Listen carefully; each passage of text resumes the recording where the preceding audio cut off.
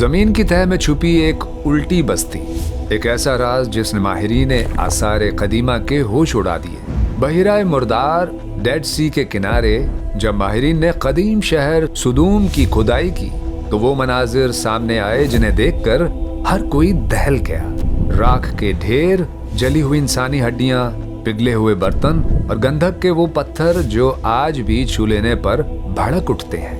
ये मंजर ऐसा था जैसे जमीन और वक्त ने खुद को आग में डबो दिया हो और हर चीज, हर शय एक पल में फना हो गई हो। माहिरीन कहते हैं ये आग कोई आम आग नहीं थी, ये 1100 डिग्री सेंटीग्रेड की शदीद आग थी जो सब कुछ जलाकर राख कर देती है।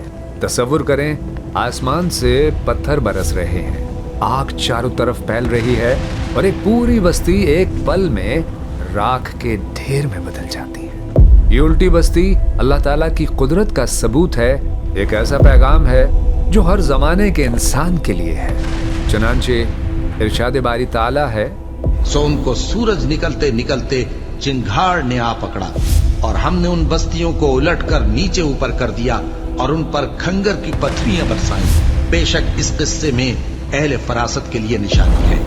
क्या आप जानते हैं कि ये कौन सी कौम थी और इसने ऐसा कौन सा गुनाह किया था कि अल्लाह ताला ने उन पर इतना वहशतनाक अजाब नाजिल किया? जानने के लिए कमेंट बॉक्स में मैसेज करें। ये सिर्फ तारीख नहीं, ये एक खबरदार करने वाली कहानी है, एक सबक है जो आज भी हमारे लिए जिंदा पैगाम रखता है।